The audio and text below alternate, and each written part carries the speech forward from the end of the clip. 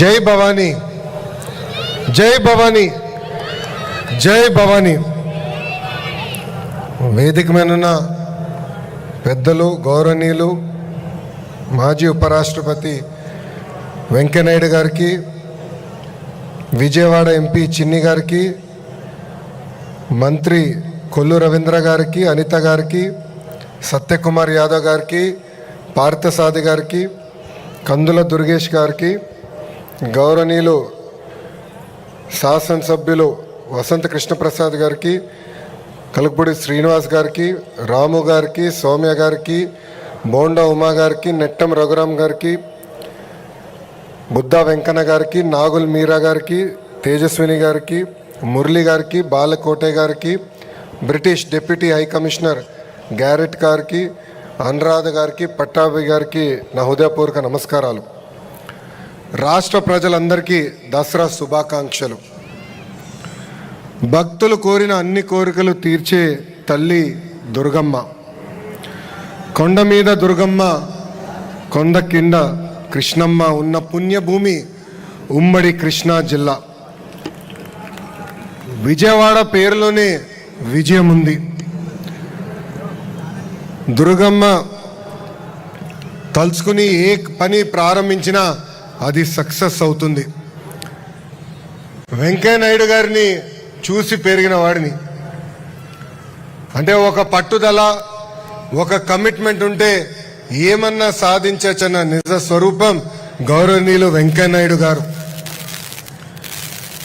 ఆంధ్ర యూనివర్సిటీలో స్టూడెంట్ లీడర్గా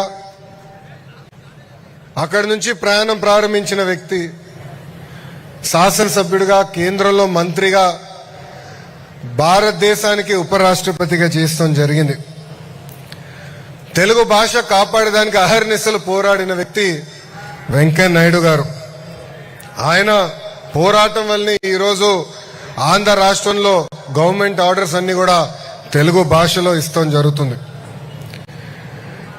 నాయుడు గారు ఒక పని అనుకుంటే అది అయ్యే వరకు ఆయన వదిలిపెట్టారు. నాయుడు గారిపై మాటలతో కానీ లేదంటే వాదనలో గెలిచిన వారు ఎవరు ప్రపంచంలో లేరు. మేము ఎవరు మాట్లాడినా 10 నిమిషాల తర్వాత బోర్ అనిపిస్తుంది. కానీ వెంకయ్యనాయుడు గారు మటుకు గంట సేపటి ఉపన్యాసం ఇచ్చినా చాలా సరదాగా ఆడియన్స్ అందరినీ మాటలతో కానీ లేదంటే వాదనలో గెలిచిన వారు ఎవరు ప్రపంచంలో లేరు. మేము ఎవరు మాట్లాడినా 10 నిమిషాల తర్వాత బోర్ అనిపిస్తుంది. కానీ వెంకయ్యనాయుడు గారు మటుకు గంట సేపటి ఉపన్యాసం ఇచ్చినా చాలా సరదాగా ఆడియన్స్ అందరినీ నవ్విస్తూనే ఉంటారు. ఆయన వాస్తవంగా ఆయన ఏజ్ ఒక నంబర్ మాత్రమే. ఆయన స్పీడ్ చూసి ఈరోజు కూడా నేను అసూయపడుతున్నా. ఎప్పుడైనా చూసినా పని పని పని తప్ప వేరే ఆలోచనలో వెంకయ్యనాయుడు గారికి ఉండదు. నేను చాలా సందర్భాల్లో చెప్పా, గౌరవ ముఖ్యమంత్రి గారితో స్పీడ్లో పోటీ పడాలనుకుంటున్నా, ఇప్పటికీ నా వల్ల అవట్లేదని. అదే పరిస్థితి ఇప్పుడు గౌరవ వెంకయ్యనాయుడు గారితో కూడా ఉంది. స్వర్ణ భారతి ట్రస్ట్ ద్వారా వైద్యం, విద్య, స్కిల్ డెవలప్మెంట్ పెద్ద ఎత్తున ఆయన ప్రోత్సహిస్తున్నారు. వాజ్పేయి గారు కానివ్వండి, అద్వానీ గారు కానివ్వండి, మోడీ గారితో కూడా పనిచేసిన గొప్ప నాయకుడు గౌరవనీయులు వెంకయ్యనాయుడు గారు. ఈరోజు సొసైటీ ఫర్ వైబ్రెంట్ విజయవాడ ఆధ్వర్యంలో విజయవాడ ఉత్సవాలు మనం నిర్వహించుకుంటాం జరుగుతుంది. మన సంస్కృతి, చరిత్ర, కళలు అదేవిధంగా ఈ తరానికి తెలియజేసేదానికి అహర్నిశలు ఈ ఉత్సవం పనిచేస్తుంది. రాష్ట్ర దేశ వ్యాప్తంగా ఉన్న కళాకారుల్ని, వాళ్ళ కళల్ని ఇక్కడ ప్రదర్శించేదానికి ఒక అద్భుతమైన అవకాశం, ప్లాట్ఫామ్ ఈ ఉత్సవం. సుమారుగా 3000 మంది కళాకారులతో అతి పెద్ద కార్నివల్ కూడా విజయవాడలో మనం నిర్వహించబోతున్నాం. ఇప్పటికే ఫైర్ వర్క్స్ చూసాం, ఒక డ్రోన్ షో, మ్యూజికల్ కాన్సర్ట్స్, ఇలా 250 కార్యక్రమాలు 5 వేదికలపై ఈ విజయవాడ ఉత్సవం మనం ఏర్పాటు చేసుకోబోతున్నాం. వ్యవసాయం, విద్య, ఆటోమొబైల్ రంగం, చేనేత కార్మికుల కోసం కూడా 600 స్టాల్స్ ఈరోజు మనం ఏర్పాటు చేసుకున్నాం.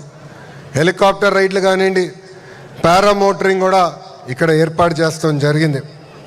ఆంధ్ర భోజనాలతో పాటు భారతదేశంలో ఉన్న అన్ని కుజిన్స్ కూడా విజయవాడకి ఈరోజు తీసుకొస్తాం జరిగింది. ఇప్పటి వరకు దేశం మొత్తం మైసూరు ఉత్సవాల గురించి మాట్లాడేవారు. ఇప్పుడు ఆ చరిత్ర విజయవాడ ప్రజలు విజయవాడ ఉత్సవాల ద్వారా తీర్చిదిద్దాలని కోరుతున్నాం. ఈ ఉత్సవాల్లో పాల్గొనడానికి కొంచెం నాకు ఇబ్బందికరమైన పరిస్థితి. భారతదేశంలో నేను ఎక్కడికి వెళ్ళినా నన్ను గుర్తుపడతారు, ఫ్రీగా తిరగలేను. కానీ లండన్లో వింటర్ వండర్లాండ్ అని ఉంటుంది. అక్కడ నేను 2019 వెళ్ళాను. దశాబ్దాలుగా అద్భుతంగా అక్కడ నిర్వహిస్తాం జరిగింది. సో ఇక్కడున్న ఆర్గనైజర్స్ అందరు నేను కోరుతున్నా, ఇది కేవలం వన్ టైం వండర్గా కాకుండా ప్రతి సంవత్సరం అద్భుతంగా నిర్వహించాలని వాళ్ళని నేను కోరుకుంటూ, ఇదొక పర్మనెంట్ అట్రాక్షన్గా ఉండాలి. టూరిజంని పెద్ద ఎత్తున ప్రోత్సహించాలి. అమరావతి పనులు కూడా వేగంగా జరుగుతున్నాయి. అందుకే విజయవాడ కేంద్రంగా ఒక కల్చరల్ ఫెస్ట్గా ఇది మారాలని ఆర్గనైజర్స్ అందరు నేను కోరుకుంటూ, ప్రభుత్వం పరంగా మా సహకారం ఎప్పుడు మీకు ఉంటుంది. ప్రత్యేకంగా విజయవాడ ఎంపీ చిన్ని గారిని నేను అభినందిస్తున్నా. ఎందుకంటే ఆయన నాకు వచ్చి నన్ను కలిసి ఈ కార్యక్రమం ఏర్పాటు చేస్తున్నప్పుడు నేను నవ్వుకున్నా, ఇది అవుతుందా, ఇది సాధ్యమా అని. సాధ్యం చేసి చూపించారు. ఈ వేదికగా ఆయనకి ప్రత్యేకంగా నేను అభినందనలు కూడా తెలుపుకుంటూ, మీ అందరు తెలుసు పొద్దున ఎండగా ఉంటుంది, రాత్రి గట్టిగా వర్షాలు పడుతున్నాయి. వాతావరణంలో కూడా చాలా మార్పులు వచ్చినాయి. మేము కూడా నది కట్టుపక్కన మెగా డిఎస్సి ఏర్పాటు చేయాలంటే ఇబ్బంది పడ్డాం. జై హింద్, జై హింద్, భారత్ మాతాకి, భారత్ మాతాకి.